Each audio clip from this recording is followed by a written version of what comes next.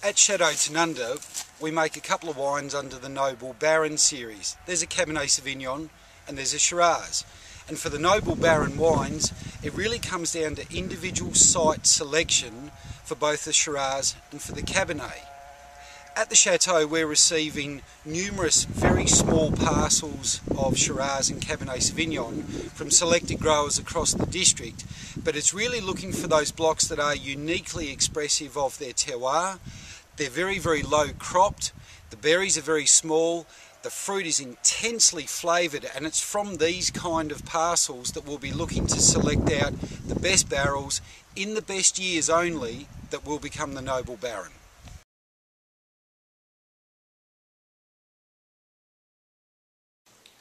So when the parcels of fruit are brought in that could potentially make it into the Noble Shiraz or the Noble Cabernet, it'll be into a small fermenter like this that the fruit will go.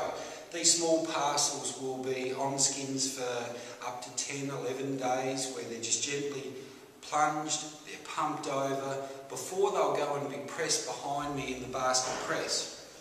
After they've been basket pressed, which is a very gentle process aimed at not getting any bitter tannins or too much extraction, they'll go off to French oak barriques, puncheons and hogsheads, where they'll sit for a period of about 18 months to mature.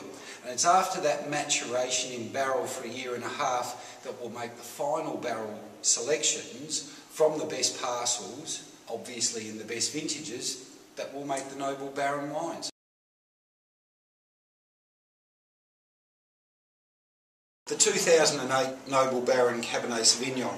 Now this wine's an individual single vineyard release which came from a small vineyard to the northern part of the Barossa, and in 2008 this small delivery of fruit always stood out. It was always going to make Noble Baron. It's a really expressive, deep and rich wine. It's got cassis and blackcurrant, all those classic Cabernet hallmark features. It's interwoven with rich tannin structure. It's got great length, but it's not aggressive, it's not overly oaked, and it's not too extracted. 2008 was a great vintage in the Barossa.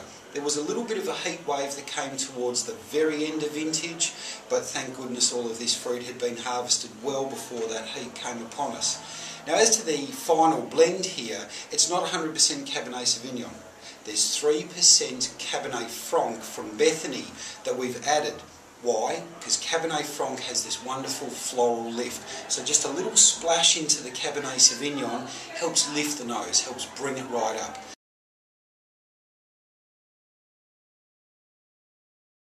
Now in terms of food matches for the Noble Baron Cabernet Sauvignon, we at home here in Australia would be looking for a red meat dish. It's going to be very full flavoured. We're going to use beef or maybe lamb or maybe some venison, deer.